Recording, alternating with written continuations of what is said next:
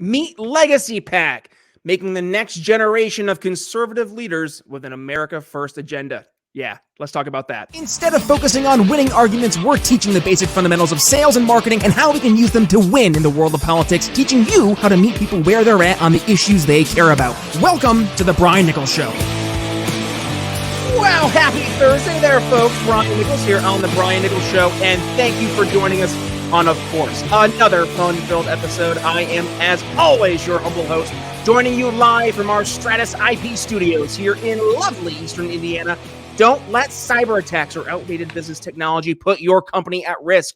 Learn more at briannicholsshow.com/Stratus IP. Well, 2022, did it go the way that Republicans and conservatives thought it would? We've had that conversation many times here in the show. We started out like first couple hours after Election Day. It was threat level midnight, fire everywhere. Everybody's freaking out. Fast forward a month or so. We said, hey, maybe it didn't look too bad. We had our good friend Ted Harvey in the show saying, hey, maybe Republicans taking control of Congress. And actually, it was a smaller majority than we thought. Maybe that actually ends up being a good thing. So here we are now in 2023, and we are planning for, yes, 2024. It is right around the corner. I know, believe it or not, folks, we're already getting ready to have that conversation. So to have that conversation, joining us today, talking about the Legacy PAC, which is trying to help bring an America First agenda to conservative candidates here for the GOP. Angie Wong is joining us. Angie, welcome to the Brian Nichols Show.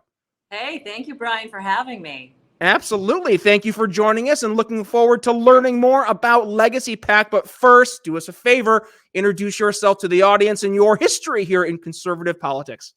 Sure. Thank you. I'm Angie Wong. I am president of Legacy PAC. We're a brand new PAC. We're here to support the next generation of conservative leaders and also to support and hold the line for Donald J. Trump. And hopefully we're going to get him in for 2024. We have already spoken to his team and we're making all the ducks, line up for him. So we're going state by state as we did in 2022 for the midterms. We're looking for great conservative leaders, real leaders, not just show horses, but workhorses as well to kind of lead us forward because you know what? Congress is getting old. We need to kind of upgrade them a little bit. And I think we did that a little bit in the midterms. We didn't get everyone that we wanted to. But you know what? A lot of them were first-time runners. And, the game of campaigning is name, face recognition. So I think you're going to see second-time runners. You're going to see a new and improved and refined candidates list. The first round was a little messy, but that's how it always is. But I think this round for 24 and even 23, we're going to have some really incredible candidates. And we're hoping to handhold them into Congress like we had, for a few of our freshman members of Congress today. So, we look forward to doing it again in 24 and 26 and 28 and however long we're around. Well, and let's talk about the values of Legacy PAC, which is to the teaser I mentioned in the intro, the America First agenda, that thought process carrying into candidates as we're looking here into 2024. And I'm glad you did mention 2023, because I think, we do forget the local elections, which is why, hint, I did write an ebook, by the way, folks, a free ebook, which is how to win your local election. Learn more over on our website, briannicholsshow.com, but that's a different conversation for a different day. For Legacy PAC, let's talk about the America First agenda that you're focusing on. What does an America First agenda look like, and how would you articulate that to our audience? Oh, well, I mean, it's, President Trump really did lay the line for everything that is America First. I mean, it should be self-explanatory, but again, it always is putting American values first, putting in the church first, and putting in our kids first. We've forgotten about so many of those things. And now, because we've kind of fell out of line for the last 2 years, you see where we are in America. So we need to bring it back. We cannot focus necessarily we can't allocate all of our money to the Ukraine or to China or to anywhere else. We really have to kind of look after our own citizens because we're all hurting a lot, and not just with inflation, but I think every single aspect that I used to know growing up here in the US, it's kind of been messed around with. So we're here to put all the parts back together. I've got kids, my colleagues have kids. We want our kids to kind of benefit from the way we grew up in the 80s and 90s and have those same opportunities. And unfortunately, so much of that has gone away. I mean, I'm not trying to be like romantic and like romanticizing the 80s and 90s, but look, we had it pretty good, right? We had decades without war. We had almost like too much money. We had a lot of money, spreading around the U.S. and there was a lot of people buying stuff, and those are good times, right? And now we're kind of everyone's cutting back. Eggs are $1 a piece, and it's sad that we fell so fast, so hard. So I guess what's the future look like for America if we keep down the current path, right? Let's not look towards a positive future yet. We'll paint that picture later in the episode. But let's talk about what road we're currently going down. That's 2 years now into a Biden administration, and it's been rocky, to say the least. And with that, now we finally do see a little bit of a split in Congress, but I'm just going to be, honest with you, Angie. Back when President Trump was in office in 2018, we had Republican-controlled president, Republican-controlled Senate, and Republican-controlled Congress, and they didn't get too much done. So I guess that does speak to your point of also the importance of your PAC. But currently, if we're going down this path where a lot of Republicans just seem to be kind of truly rhinos, Republicans in name only, just getting the R next to their name so they can get reelected, and then we have more Democrats just continuing to push the spending, push the social policies continuously further to the left. Where do we end up? I know. Well, so that's what happened, right? We just experienced 2-3 years of almost full Democratic control. And what we've seen is, I would never balance my checkbook this way, but we've seen Americans just give out money like everywhere. Everything is a handout. And unfortunately, it's gotten to be to the point where not even my children, but my grandchildren will be paying for today's bill. And, now we're talking about raising the debt ceiling. I saw Rick Scott the other day, and I said, please vote no on that.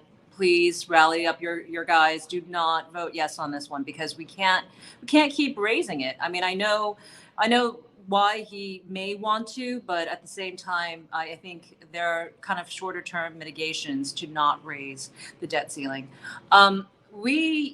We have the pendulum swinging the other way right now, which is a little bit more to the right. And I have to imagine, because it's been on the left so far, it's going to go really right. And now I think in the next 2 years, you're going to see kind of something happening in the middle, right? There's been a lot of infighting. There's been a lot of like just big personalities and name callings and whatnot. I think everyone is moving on. I think people are growing up from this. You felt the exhaustion. I don't know if you did, Brian, but I felt the exhaustion when the House Speaker vote was dragging on into like day 4 and day 5. At some point, both sides they have to give a little bit. And I think now you're seeing, okay, so we went from left, now we're going to the right. And if history repeats itself, it's going to go somewhere in the middle. And, again, maybe it might be a time of stability.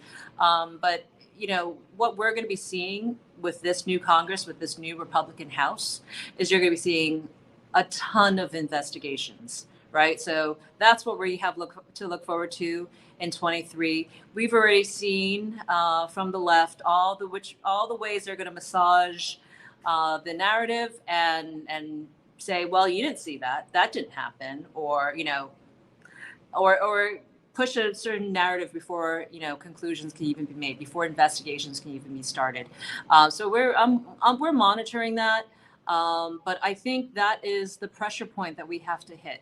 Whether or not we're going to have full investigations on all the items that the America First agenda has on January 6th, on big tech corruption, on all those things, I'm not sure. I'd love to see, Hunter Biden's laptop fully be exposed, and also, the cover up behind that.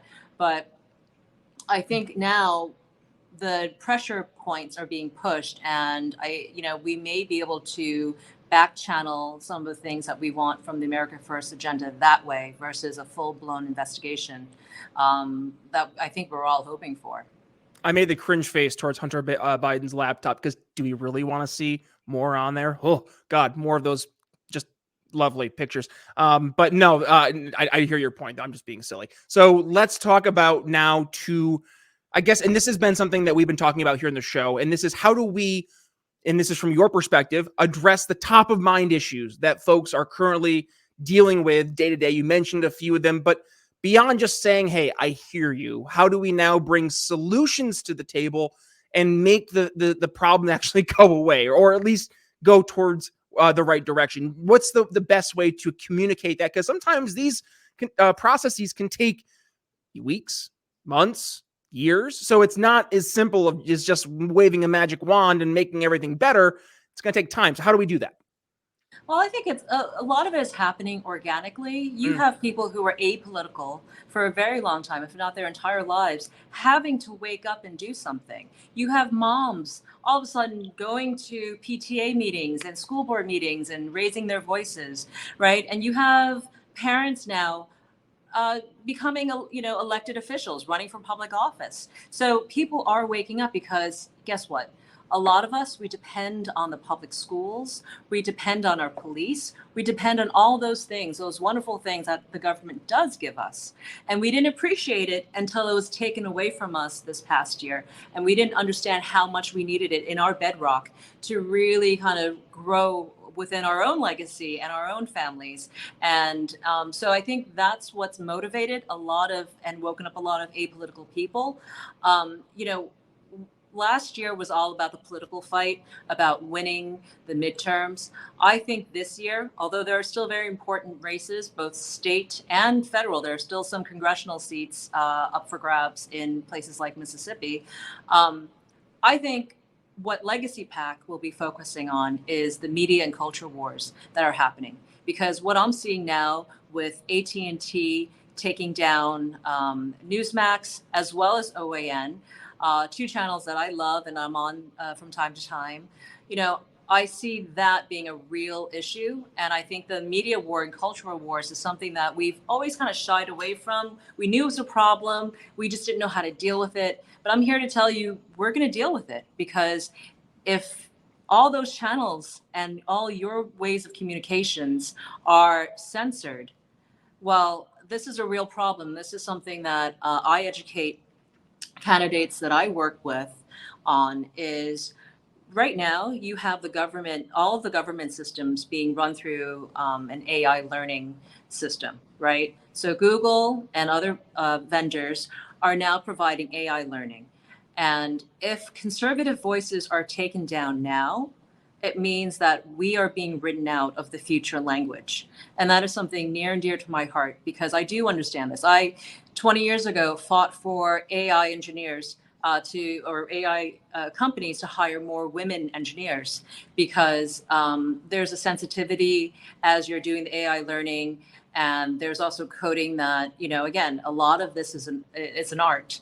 But I am applying almost the same kind of advocacy for conservatives now, because look what's happening on YouTube. You can't say certain keywords without being taken down.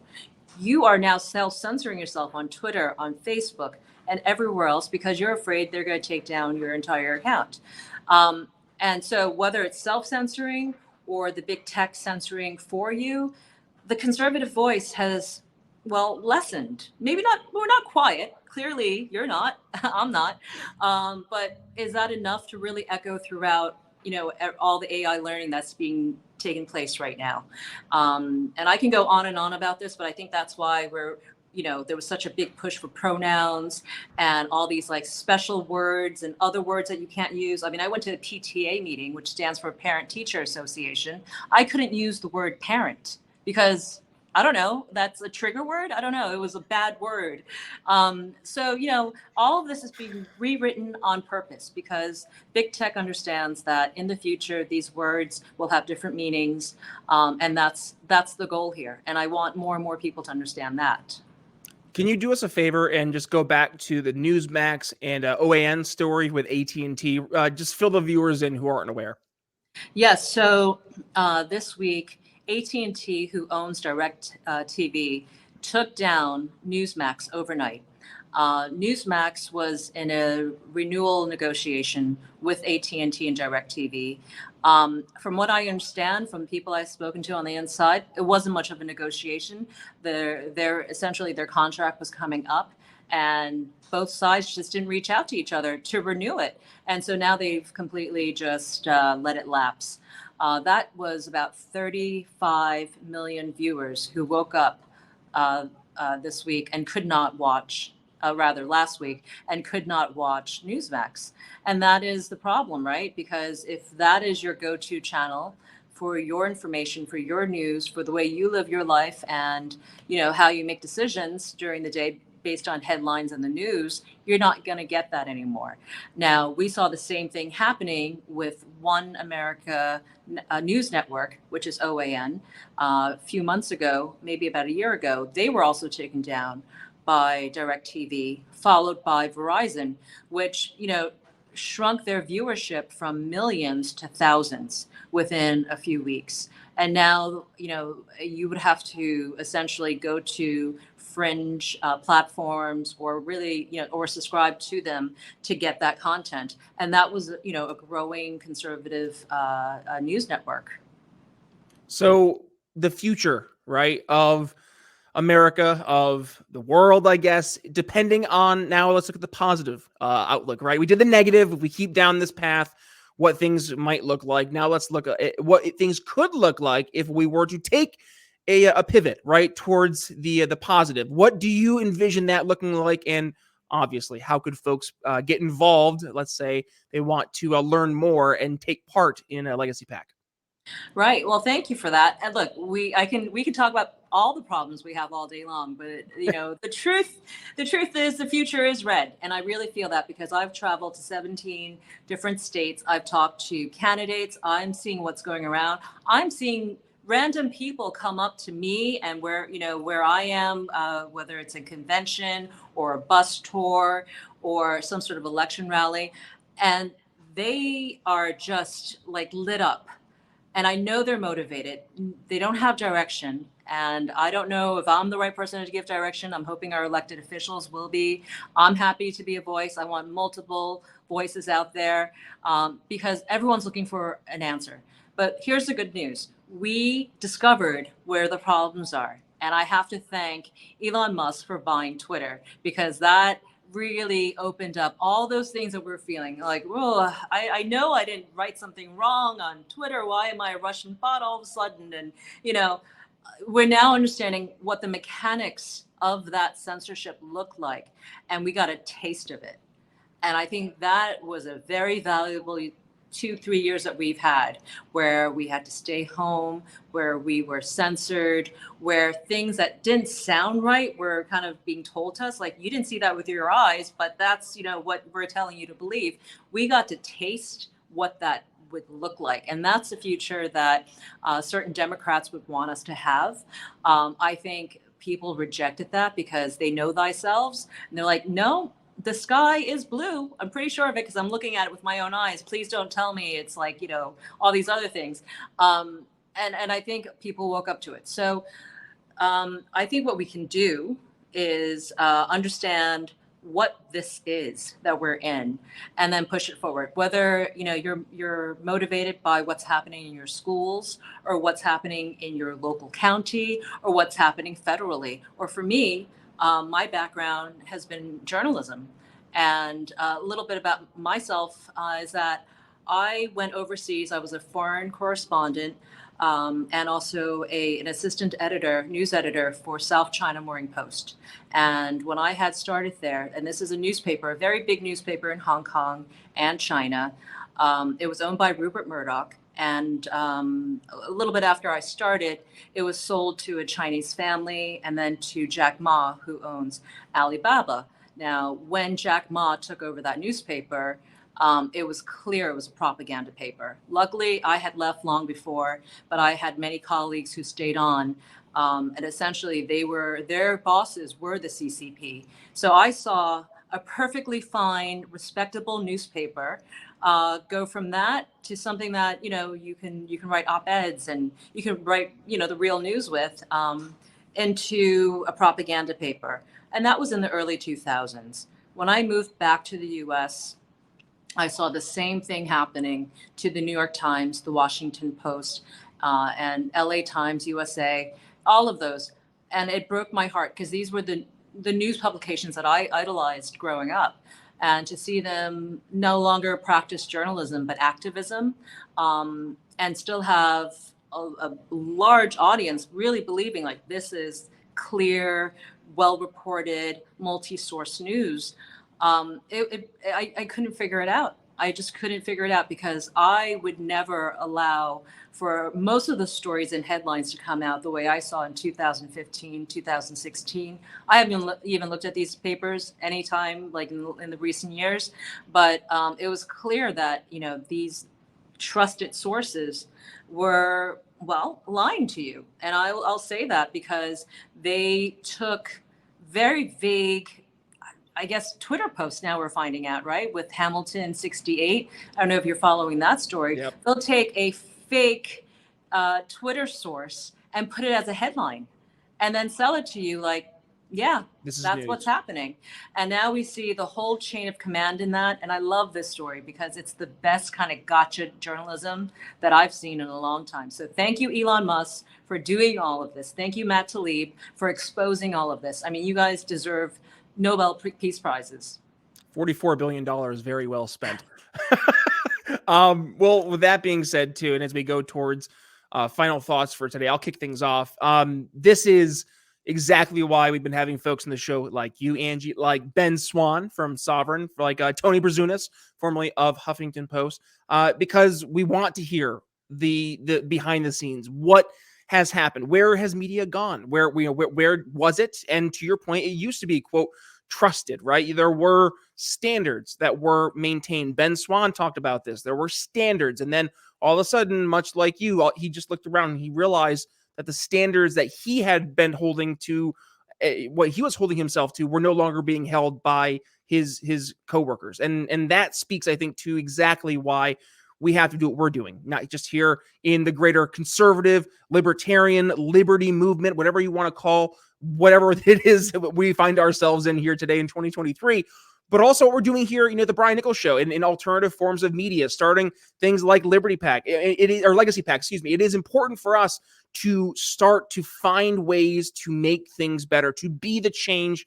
that we wish to see in the world. Because frankly, I'm tired of it. I don't want to constantly have this back and forth where it's to your point, one side versus the other, who's trying to misinform the other side. Like the truth is what will win, and it's on us to be the truth tellers and to lead people to solutions that once they see it, they can't unsee it. So that's my final thoughts. What do you have for us for your final thoughts today? And of course, Angie, where can folks go ahead find you to continue the conversation today?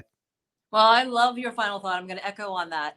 I will say that probably one of the best things to happen in the last few days is that AT&T and DirecTV kicked off Newsmax, because now I'm thinking we need to own this space, your space, Brian, podcast space. We should move all of the conservative Republican economy over to this type of platforming and to get our content and news that way. We should just say, you know what? They're just going to keep doing this to us. They're going to keep censoring all the channels that we enjoy, all our news sources and revenue streams, right? Let's just not play their game. Let's play a brand new game that's smarter. So I'm so thankful for your programming. And I know it's a big time commitment for you to continue doing these shows. And I want to keep supporting more and more podcasts like yours. For me, we would love to invite you if you're in CPAC this year. We're going to be in Washington, D.C. We're going to have a great congressional event where we have lots of freshmen congressmen that we help get in during midterms. They're going to come back and speak at our event at the University Club on March 2nd. And that's the second night of CPAC. We would love to invite you and all your viewers there. Please reach out to me at legacy-pac.org. That's legacy-pac.org. Thank you so much for letting me get all that out.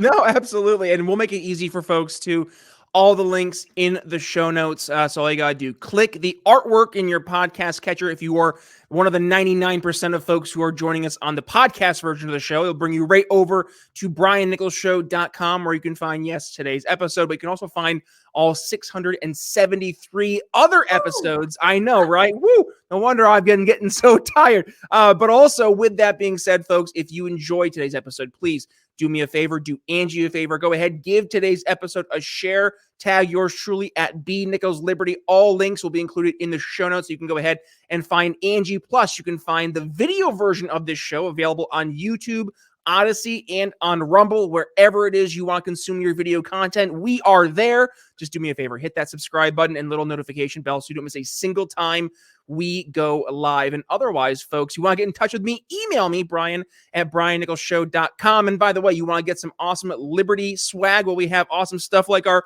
Good Ideas Don't Require Force snapback. We have backpacks, garden signs, t-shirts, and more over at our shop. Go to briannicholsshow.com. Link for the shop there on the homepage. That's all we have for you. Oh, beyond that, use code TBNS to get 10% off. Brian Nichols signing off here on The Brian Nichols Show for Angie Wong. We'll see you tomorrow. Thanks for listening to The Brian Nichols Show. Find more episodes at briannicholsshow.com.